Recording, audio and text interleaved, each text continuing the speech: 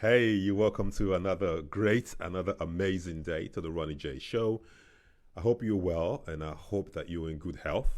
I just want to welcome you and say thank you so much for your support and thank you so much for watching the show and sharing it and benefiting from it. We've been getting your feedbacks and I really, really appreciate that we are making a difference in touching one or two lives. That's the whole essence of living. The whole essence of living is so that we can give back and we can make a difference in people's lives. It only takes one word, one person to say one thing that will change your life, that will make you think and be more conscious about something that you do. My name is Ronnie Jacobs. I am the founder of Cancer Africa and also the presenter of this show. I also organize many events and film workshops and all that. So much to do. Okay, let's focus on the show.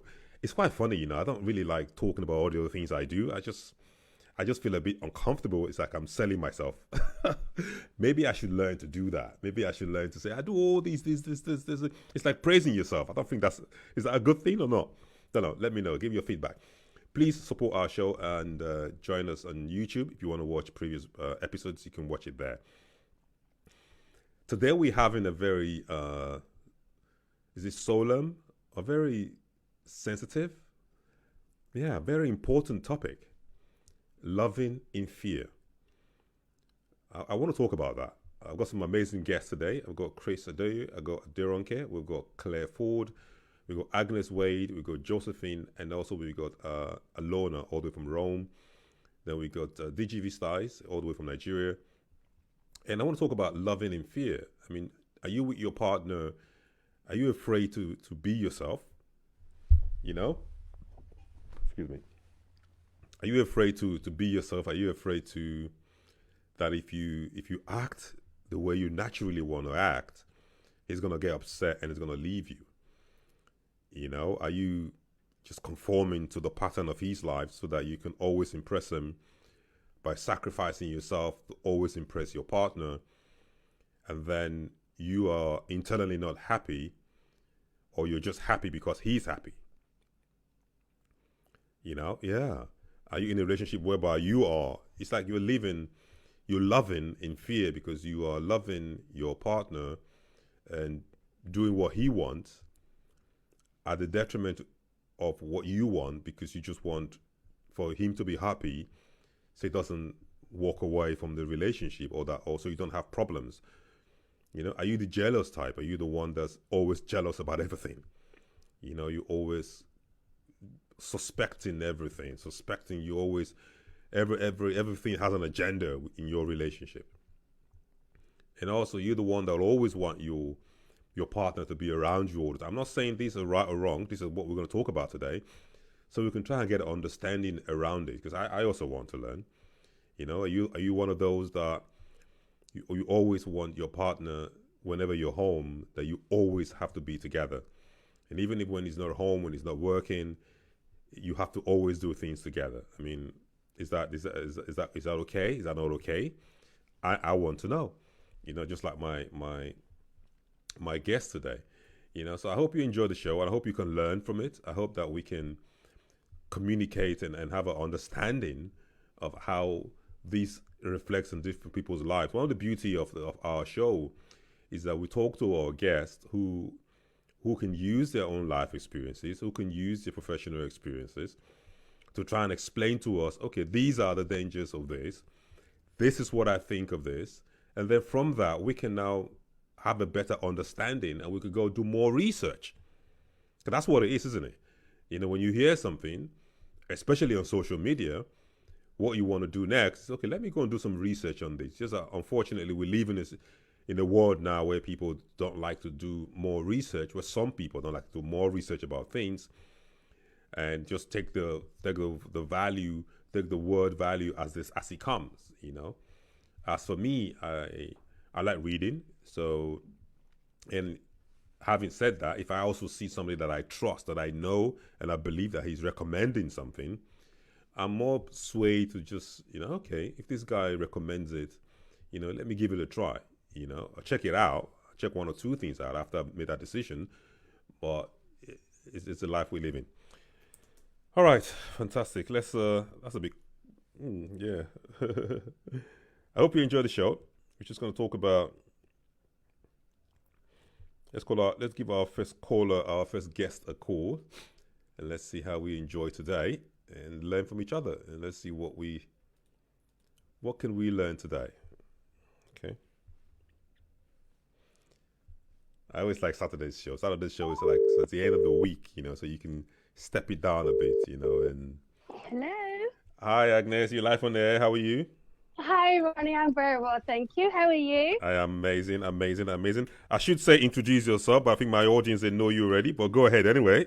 Okay. Hello, everyone, again. My name is Agnes Wade.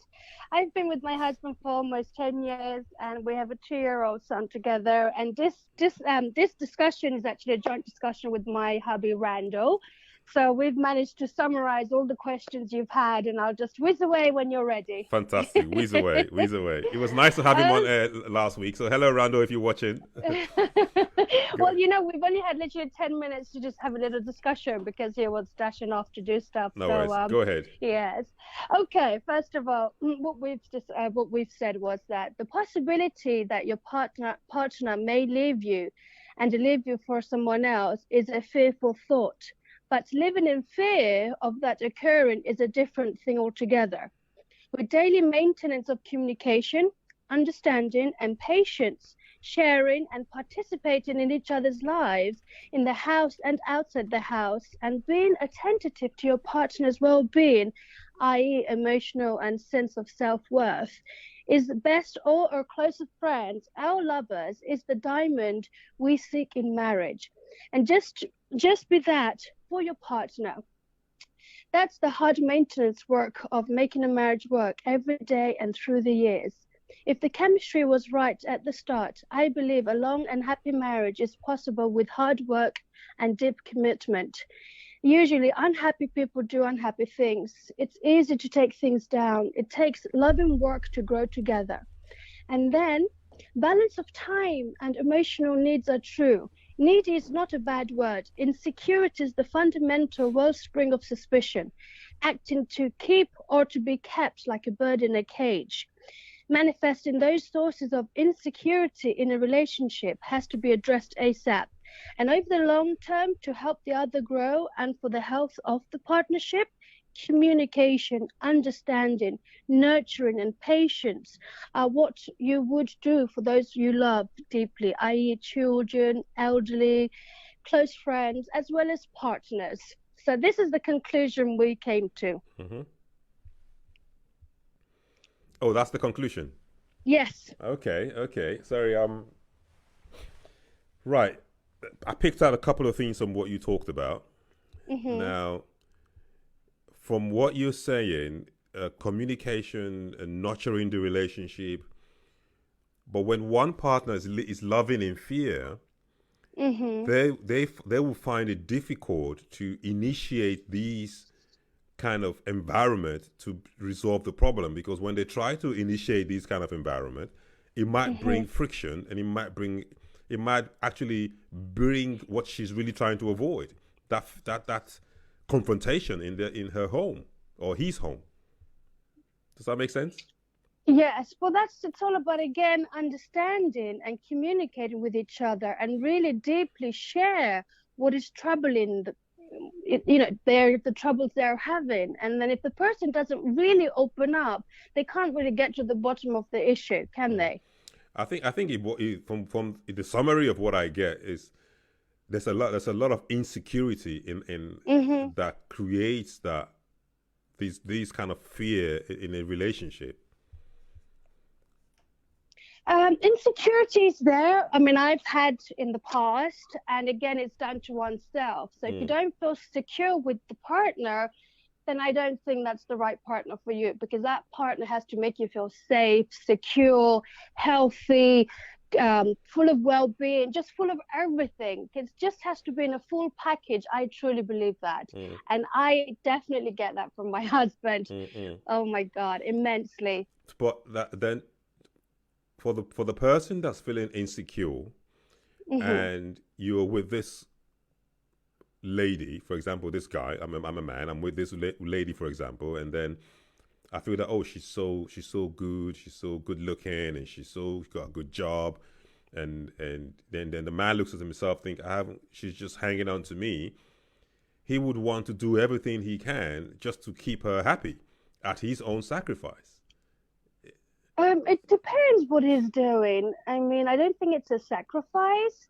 I think they both adjust and adapt to each other's needs or professions or status, whatever you want to call it. I think it's adjusting and adapting to one another at the Mm, end. mm. What if he's one-sided? Then it's not fair, is it? It has to be both ways. Mm, It can't be one-sided, because if one person's doing everything and the other one's not, and the other one feels like, oh, there's nothing there, then there's an issue that has to be solved and put on the table. mm.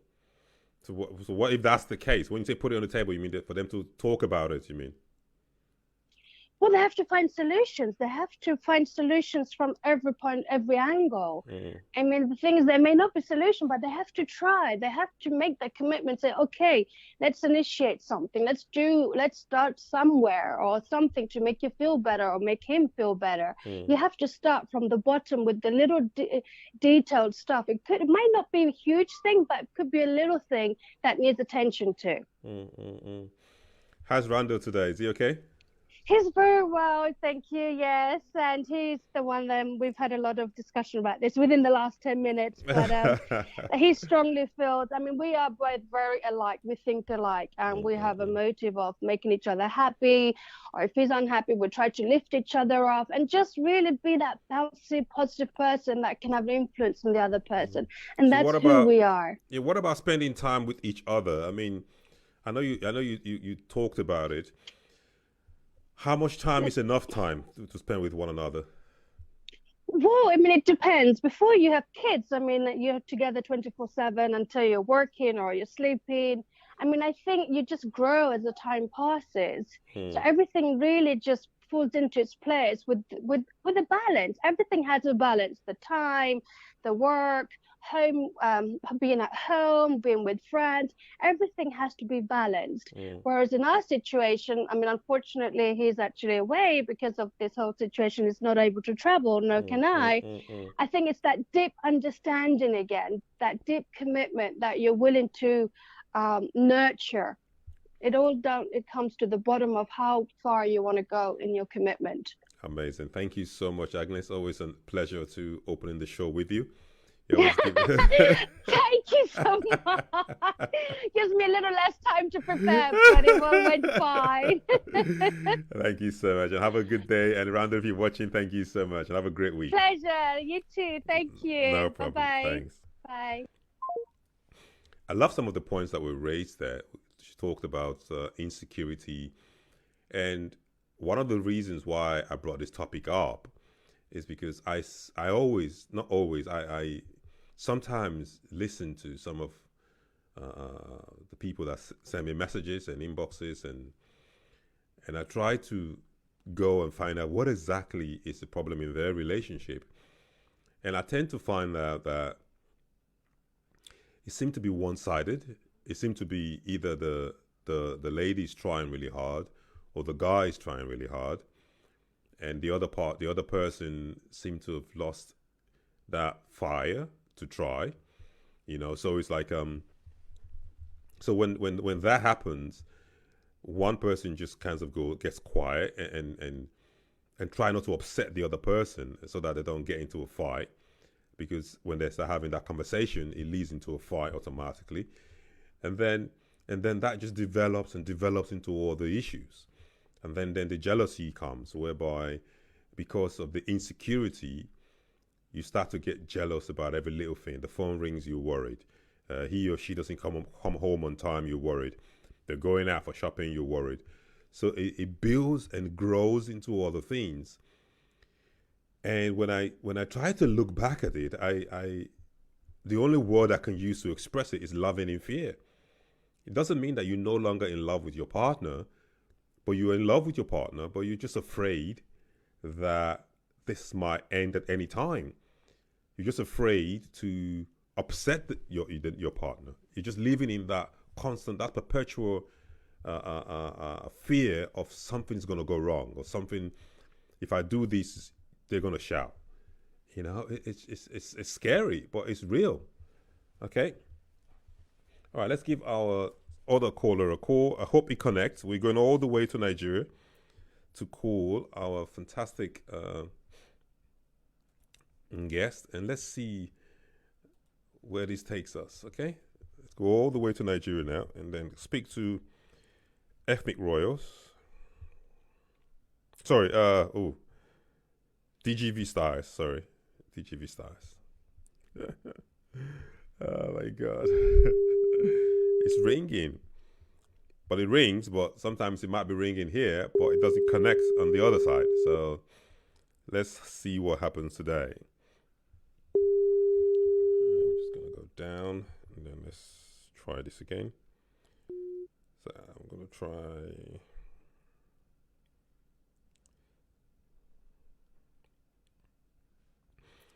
So it does. These are the things that happens to us that when we go through, when we go through this relationships, and we find out that the communication is not as strong as it should be, and then all these circumstances begin to develop.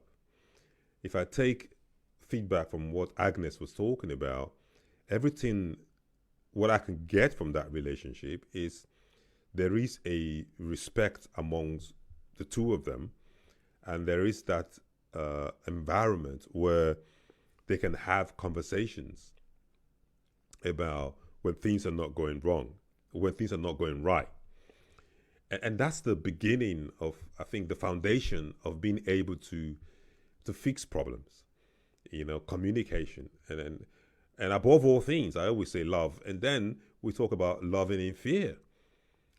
If I love you, I should be able to feel comfortable and be myself around you at all times. I shouldn't have to fake how I feel, or fake how my emotions, or fake my physical, fake anything. I should be able to tell you everything and trust you that whatever it is I'm saying to you, that I believe you're going to hold that to your heart, and I believe that you're going to reply me or give me advice from the goodness of your heart. But when you start to have that doubt, that listen, if I tell this person, because we talked about a program a few weeks ago about trusting your partner, and this also comes into play. It comes into play because you're talking about trusting somebody. You love that person, so there should be no secrets. We also talked about that on a few shows ago. It's like they're connecting together. Should I really trust my husband or my wife 100%? That was a question we talked about. And it was a bit up and down, because I think most of the people said, listen, if you love somebody, there shouldn't really be any secret bank account or secret life outside where you are, because if you do, then that becomes a problem. Hi, Claire. How are you? Thank you. Let me give Claire a call. I was supposed to call DGV, but we can't get through. So let me give Claire a call if she can. If that's okay with you, Claire. So what time is it now? It is. Boom. There we go. Just improvisation. You have to improvise when you sometimes. So this changes the whole. Yeah, we're good. Let's see how this works. Hello. Hi, Claire. How are you? You live on air? You okay? I'm good, thank you. Yes. I was expecting your call at 4:10, so I wasn't sure if you got a different schedule this week. Yes, I did, but it's okay. I mean, at least you've come to the rescue, so thank you. Please introduce yourself and let's carry on. Yeah, sure. So my name is Claire. I'm a parenting coach, and I work with families, with kids, with teens, with their parents. And yeah, relationship anxiety is a big thing, especially during lockdown, where families all stuck together. Yeah. And as well, modeling to our teenagers how to have healthy relationships is also another big thing. So yeah, this is really quite an interesting question that you're asking this week. I know. Do you want to just talk about answer some of the few topics, the questions that I put on there? Just go through them one at a time. Yeah. So, I mean, I think the thing is really for me, the work that I do, I'm also an energy healer, right? And I do a lot of work on inner child healing and on healing the mother wound and healing the father wound. Yeah. And what I want to talk about is basically what you're talking about, all these questions all around relationship anxiety. And so what we got to think about is, why do we feel this way? Why do we think that our partner might leave us? Why do we think that the relationship might not work out? Why do we think, even going into it, that, it's going to follow the same patterns as the last ones and end in disaster, right? So these anxieties are often perpetuated by our earlier childhood experiences of what a relationship is between our influential kind of caretakers, right? And that kind of shades our perceptions. And with that, we, by the age of 7, we're already developing our inner critic, right? That critical inner voice. So in our relationship, even as adults, you might hear yourself, or even with your friends, say out loud, people just wind up getting hurt, or, well, it's all right for you, but relationships for me never work out. Yeah. Right. Yeah. Or you might say things about your partner, so women might say, oh, well, men are always so insensitive and selfish. Or men might say, well, women are so needy. Right. Yeah. Or you hear, oh, well, he only cares about being with his friends. He always wants to go on a lad's night out. Right. Or, men might say to each other, well, you just can't trust her, or he can't get anything right. You hear these kinds of things all the time.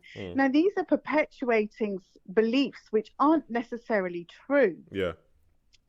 And so it's really important to basically separate the wheat from the chaff, to separate the truth from what it is you're just believing in, because this is what you've told yourself, or what your friends have told you, or what your parents have told you, or what society has told you, and then we can be so cruel to ourselves and say, well, I'm never going to find someone who understands me. That's very common. Well, if that's what you believe, you never will. Or the other one, oh, I'm better off on my own. Okay, well, then that's what you're going to be. Right? So we really have to think carefully about these, what I call the 5 deadly don'ts. I love it when you do this. I know.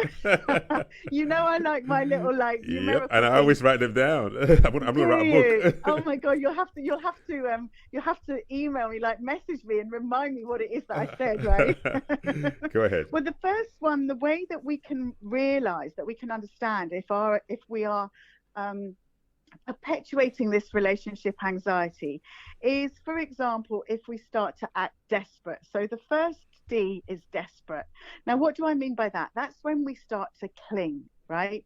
We feel anxious. We may stop feeling like the independent person we were before we met them. And so it's that where you don't want to do your independent activities anymore. You always want to be with the other person. Now, that can be really nice, but are you actually being clingy because there's an underlying anxiety about them going off with someone else, which is actually your shit, right? Yeah. That's your Correct. baggage, right? Yeah. The other D is that instead of being desperate, is some people start to dominate. And this is actually also a factor of insecurity, right? Because when they feel threatened, they may set rules about what you can do and what you can't do and what time you have to be back, and don't go out with so and so, and don't stay in this hotel, and all of that. And of course that can breed resentment, but actually all of that really is because of that person feeling insecure, because of their relationship anxiety, which boils down to their childhood experiences. So the other thing about distancing is that you might not, dominate. That was dominate. Yeah. So the third one is distance, right? And I know that I have done this in the past. This is my one. Yeah. If I feel like I'm going to be rejected by the person, I reject them first, right? Without outwardly saying something, but I just start to close down a little bit, and I'm just like, yeah, whatever. I'm less. sort of committed. Yeah. And I start to kind of act perhaps a bit more aloof, right? Like building a little Ready. wall already. Yeah, ready for the rejection, which actually probably isn't even coming, just in my head, right? So you can begin to distance yourself, and other people do this as a way as well of perhaps actually withholding this affection, withholding passion, withholding love, because they think, well, it's just going to be rejected anyway, you know. So that can be very insidious, and it's like a silent killer, that one. Silent killer of the relationship. Whew, because that sense of rejection, you know, when you're putting stuff out there, you're trying to get the other person engaged, you're trying to communicate, you're trying to be affectionate. Oh, they just cut you down with just having that defensive wall up. Very hard to be on the receiving end of that. Yeah, I could imagine. And the other one, of course, is outright destruction, right? People might go out of their way due to their underlying anxiety about the relationship. So they might go out to literally destroy it, where they might, you know, literally punish the person, yell and scream and fight, give unnecessary things that they can't do, you know, really push the triggers, really push the boundaries, become more aggressive. All of this, again, is this critical inner voice, which is the wounded inner child. Ultimately, when you do the healing on that, when you do that work on yourself, it's because of not receiving something in your childhood. And actually, this is why I work so closely with families and children, because most of us have not been consciously raised as children, right?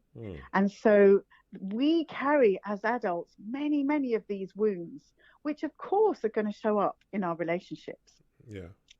And the last one, the last D, is where you kind of go into defense mode. You defend, right? And so you may turn into like creating this fantasy, this illusion of connection, which actually really, which to you is stronger than what's really going on.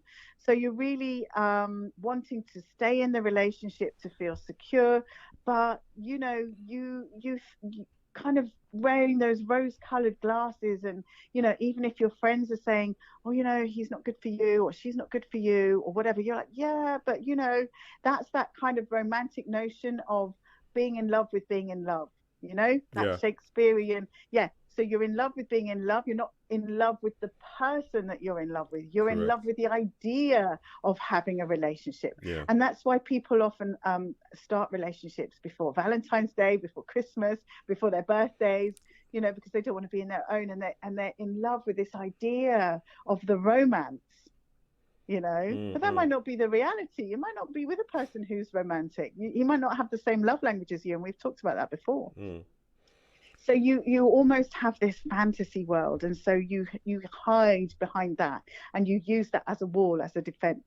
So they're the 5 deadly Ds, you know: to be desperate, to dominate, to distance, to destroy, and to defend. And all of this work, when you dig deep, is about rejection. And I've talked about this before, but why is the rejection such a big thing? Because ultimately, in our psyche, in our very makeup, what we equate rejection with is certain death.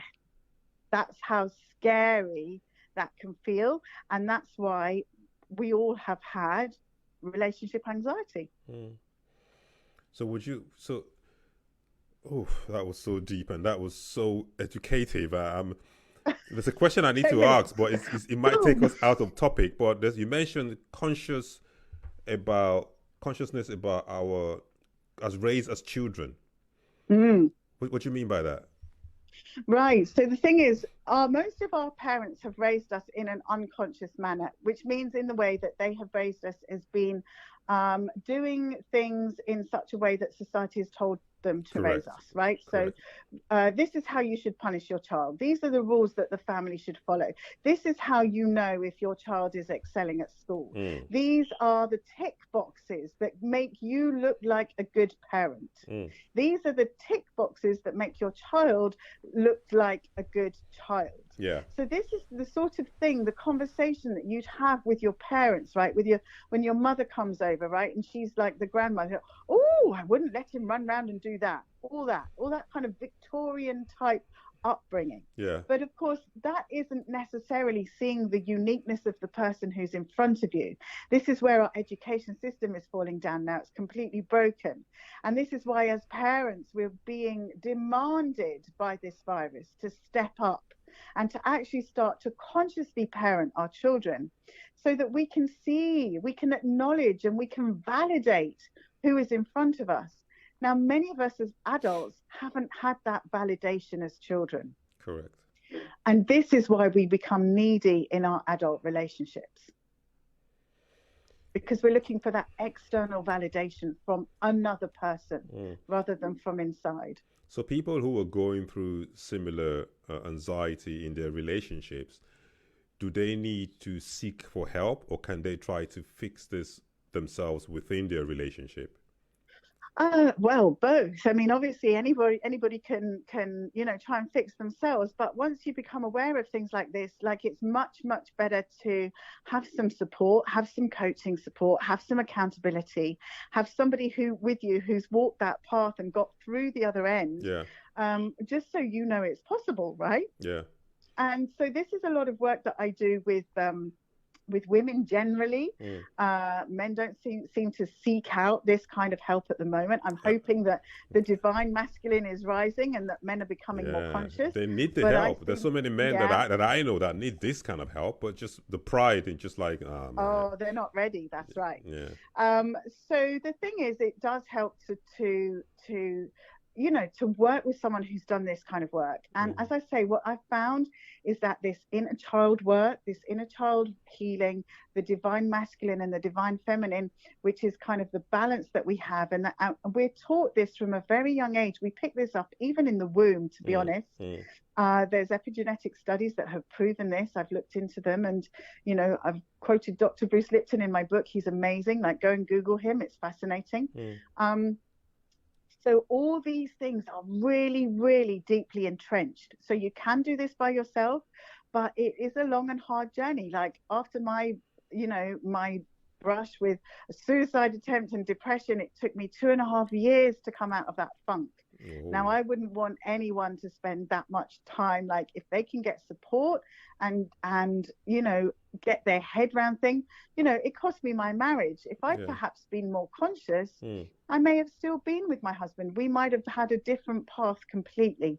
Who knows, right? I'm not saying that should or shouldn't have happened, and I'm in a great space now. Yeah. But it's very, very difficult, when your relationship's on the rocks, and if you've got kids, and especially if you're locked down with somebody who you're beginning to realize that you're growing apart from.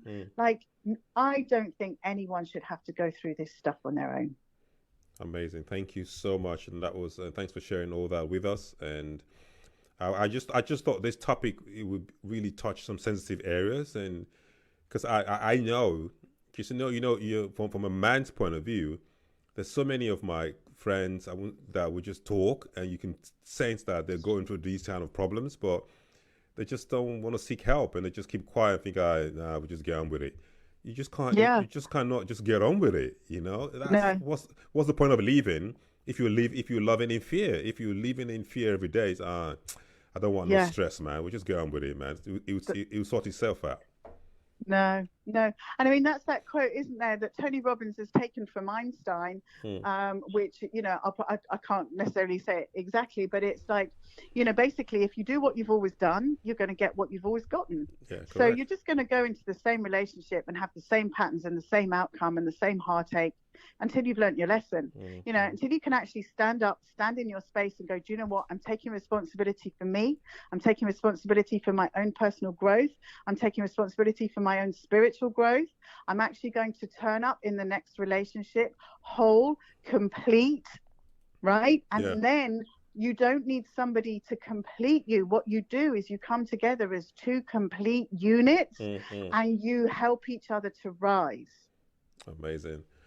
Right. Thank you. I need to go over now to Rome, and let's get some. Okay. Talk to Alona you are very, very welcome. Please, how can my audience get in touch with you again? Lovely, Ronnie. You take care. Thank you. Please, how can the audience get in touch with you in case they need to reach you? I have a Facebook group, a Facebook page. So just message me on Messenger. That's probably the easiest way. Clare Ford. You'll find me on Messenger. You can see my picture. It's like the one on there. Fantastic. Yeah, we'll do it that way. Thank you so much. You've always been a blessing. Okay. Have a great week. Take care, Ronnie. Bye. Okay, bye. Bye. Oh, that was beautiful. She talked about being desperate. She talked about dominate, distance, destruction, and defend. And please go back again and play back these messages, because I always say that if you hear it once, it registers. If you hear it more than once, it's gonna stick in there. So that way you can play it over and over again, and then you can hear what she said. Because that was, there's so many people, especially men. I think I used the opportunity to talk to men. Men, we need help. We can't just be so proud and we don't want to seek help. We're just so proud that we don't feel that we need help. Hi, Alona. How are you? Yes, sir. Good afternoon. Hello, listeners. Yes, thank you. How are you doing over there in Rome? Yes, I think on this coming June we will go back to work now, and it's now quite good. Oh, that's I think good. June. Yes, it's a amazing day, and the people now, they are now going around on the parks. They go on sports. It's open, but still we are still wearing our mask and gloves and social distancing. But it's a quite good now. We can breathe now, and then on June we will go back to work. Yeah, it's amazing how I saw the video that you recorded of the Colosseum. It's amazing now that we are beginning to appreciate the little things that we never used to appreciate. You know that before we live here for 25 years, Ron, and quietly now it's true that you're saying that now we are beginning to appreciate in what is surroundings, what is on our side, on the people, this big. What I mean to say, it's a beautiful city. Yeah. Actually, before what we do, we always work running for running every day. So when the alarm starts, then you will go home at night. So you will not appreciate any longer all these things, the beautiful. Now now you can see all the details with calm, with appreciation. Just imagine, Ron, I go around in the city and looking all the street, these antiques, etc., the fountains. I never did that. I will not do that if I'm working and busy. But now I can appreciate little things, but these are more precious and very meaningful in ancient time. So I mean, yesterday I went for a run in the park yesterday, and as I was running and walking in the park, I just found myself and the people in the park were just saying hello to each other, like hello, hi, you okay, hello, which is like normally we don't talk to each other. Everyone just does their own thing and run. But now everyone's just saying hello. Now we start to build a relationship. Yes, that's so nice. True. Yeah. It's so nice. It's everything is so calm. It's so calm. You don't need to rush. Yeah. Especially now, me and my husband, we talk a lot. Yeah. We talk a lot of things. When you message me, we already talk about these things already, because we are 3 months on this lockdown. So you have good communication with your families, with your children, with your husband, and so it's great that now I'm appreciating. I feel so blessed and grateful that I'm in this place, a beautiful place, and that's amazing. That's it. So today we're talking about loving in fear. I don't know if you've had time to look at the questions. What's your opinion on the topic? What do you think? Well, about sometimes about fears.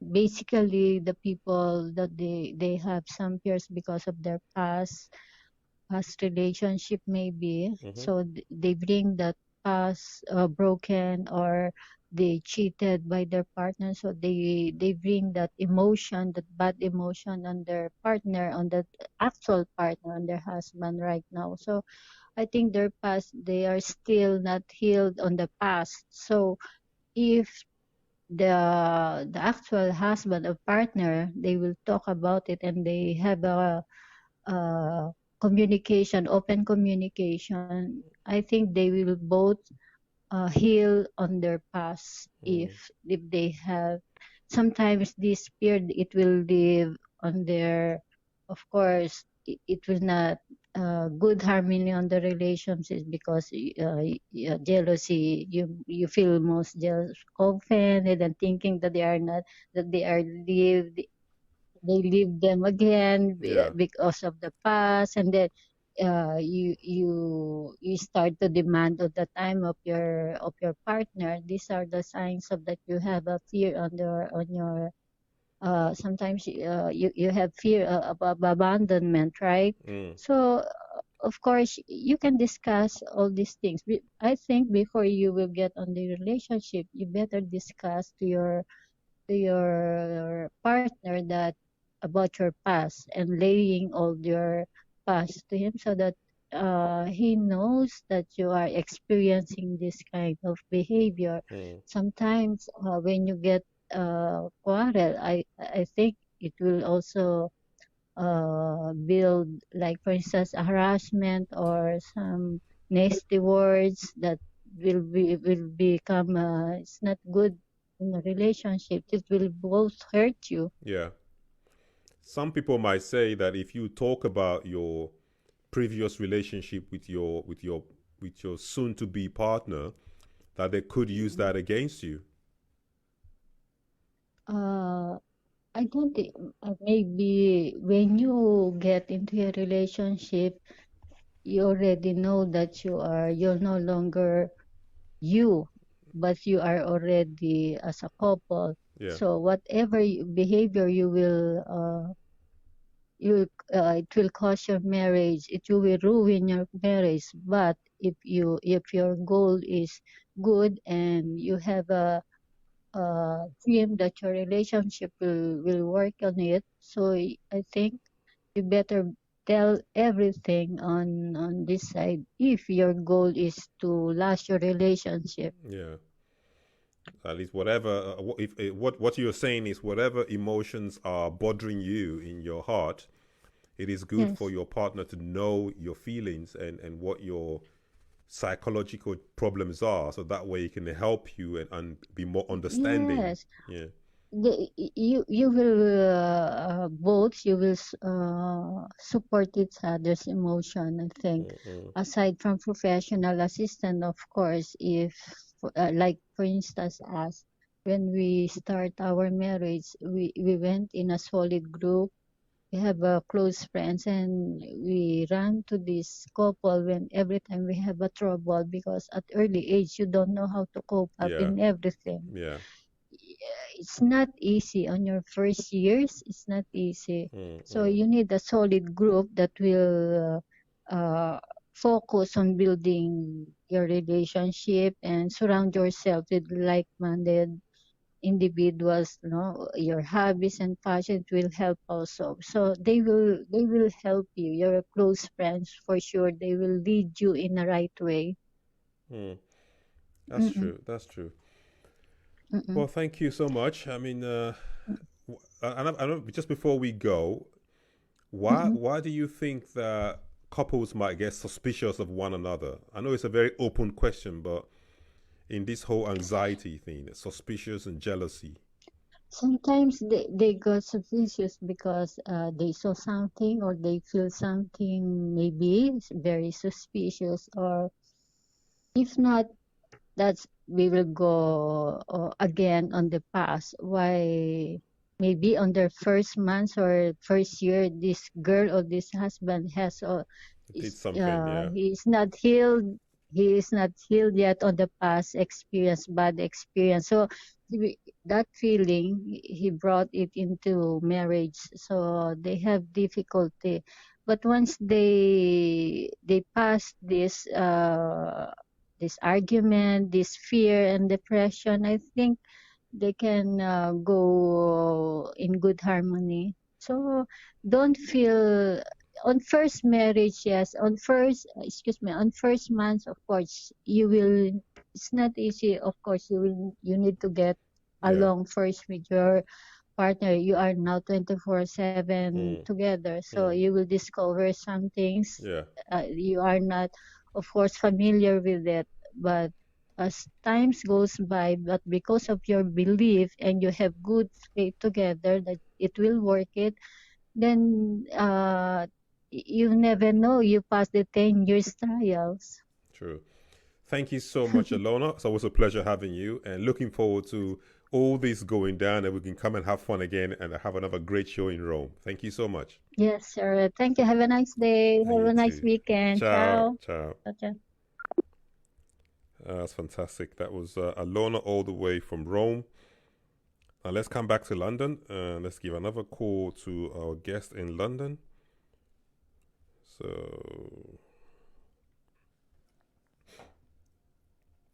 let's see how we go. Are we connecting? Let's see. We're trying to call Josephine. Let's see if we connect. There we go. Hi, this is. That's gone to voicemail. That's a bit loud. We'll try that again one more time. Let's see. Sometimes network might be holding us.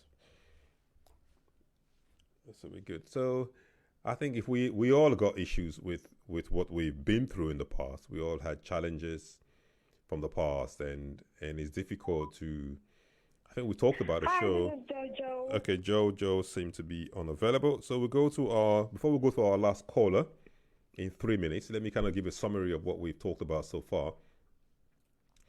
And so far, something that is coming up, that has come up now, is the history. What I don't want to use the word baggage, but I think that's the right word to use.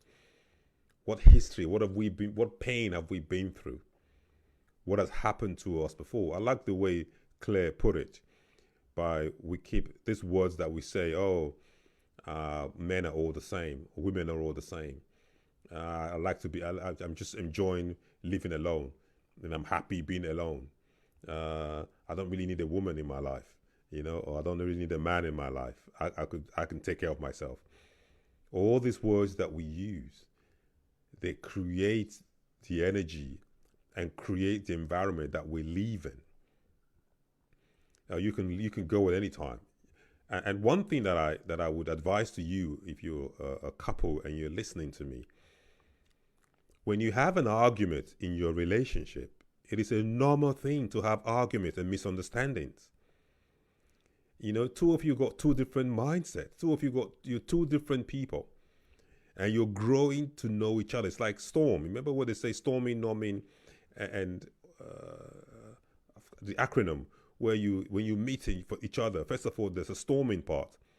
And then that storming part is like, everyone's trying to, create their own stand, get their own stand. And then there's a norming part where things begin to normalize. And you guys got to start to understand each other. And then you start to perform together. The performing part where you start to plan and then perform together. It's the same thing in relationships. So whenever you're having a quarrel or misunderstanding in a relationship, it doesn't have to be the end of the relationship.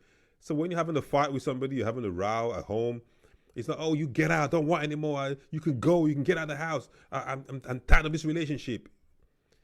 Why does an argument have to end up with splitting up?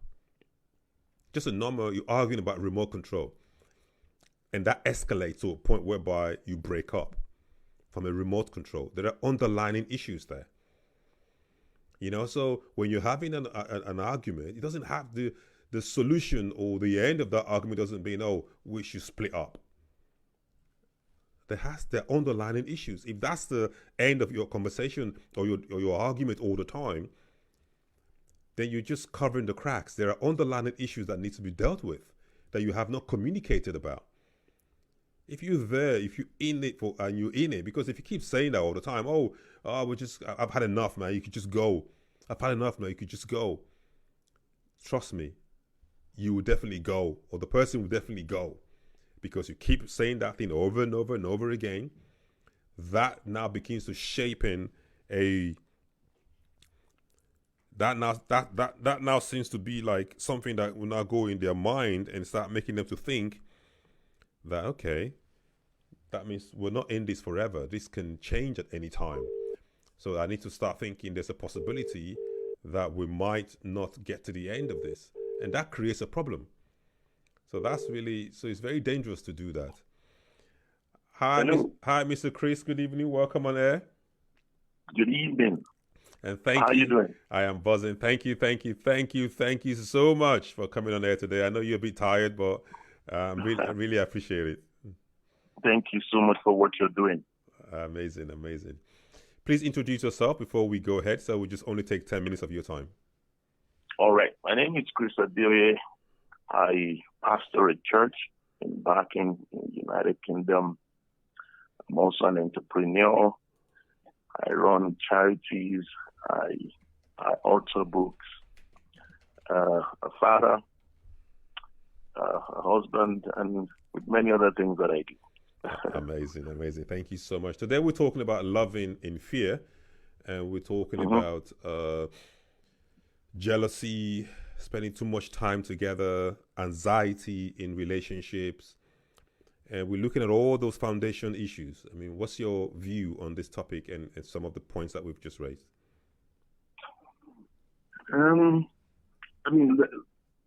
My view is about twofold: foundation of the relationship, and also the real crux of why people are in a relationship. Rightfully so. Perhaps there are many relationships, obviously, that did not start on the premise of fear. People get into relationships because of love. But along the way, perhaps things happen and then fear sets in. Then the question again is, what kind of fear are we talking about? Are we talking about fear in the premise of being abused, or fear of tomorrow, fear of unknown, fear of sustenance? Fear of being rejected. Yeah. All right. For fear of being rejected, again, holding on to what I just said now, things happen along the way. There's a strain in the relationship, and things are not the way that they used to be. Yeah. All right. So someone is, for example, the woman or the man is now afraid of being rejected.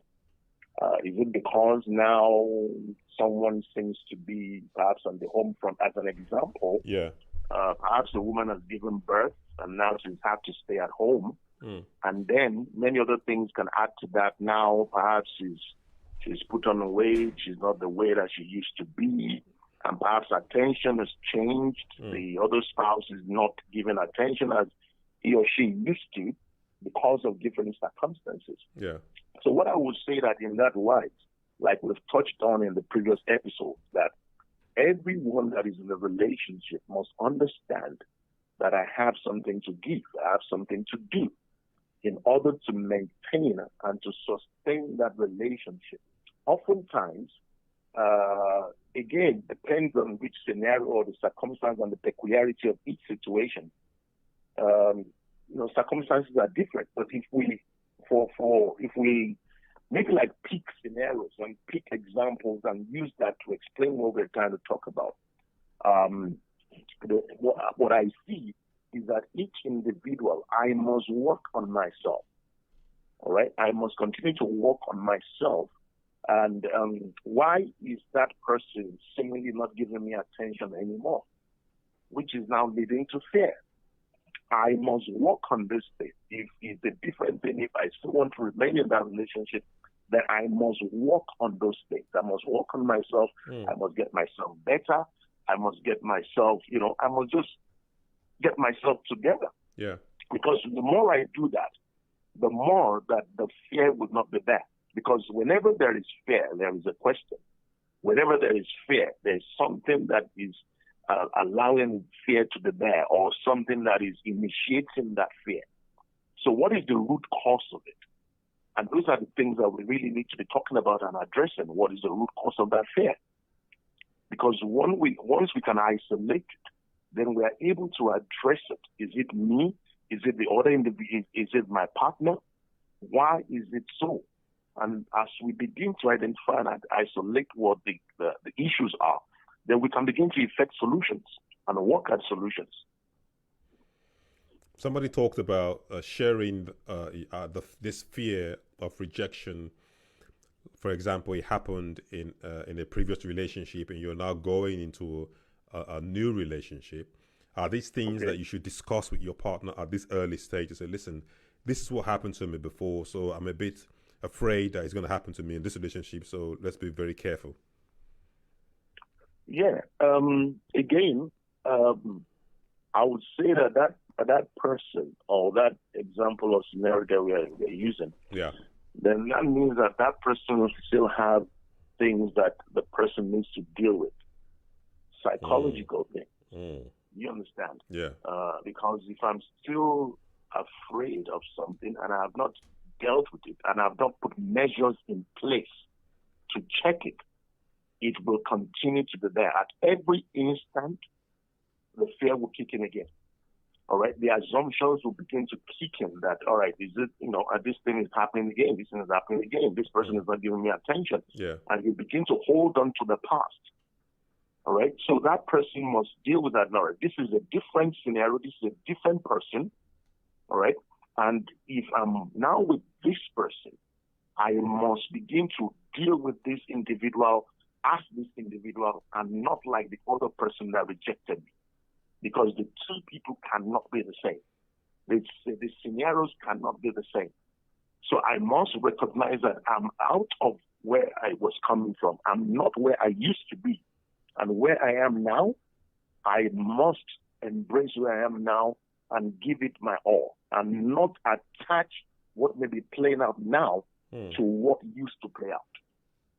You must separate the two. Because if you do not do that, you will continue to live in the old, and the old will continue to mar the new. So it's so important to understand and to deal with that and listen, this is where I am now. Right? This is what I want to do. This is where I'm with now, and this is where I'm going. So at every point in time, you must recognize where you are, what you're doing, and what you're doing there. Extremely important. I believe when all those things are in place, then the fear of the unknown will not be kicking in if you have dealt with your mind. There's something that in Christianity we call renewing your mind. All right, you must renew your mind. You must. Yesterday is gone. Today is new. You must renew your mind. It's easier said than done, but you just need to work on it. You found yourself in that situation.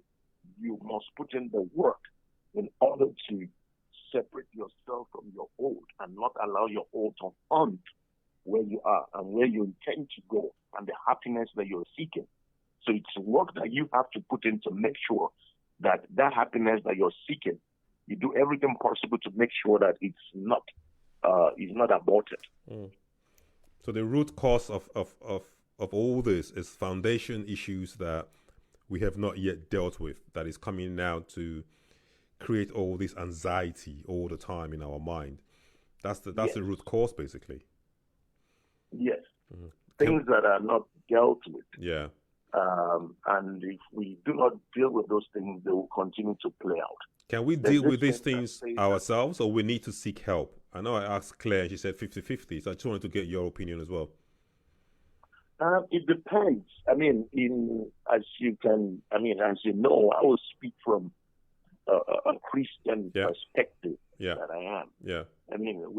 It's good when we find ourselves in situations like that. We seek counsel. We seek help. We allow a matured person who is a counselor, a mature person who also has been in a relationship that will understand and, been through different strands of experiences.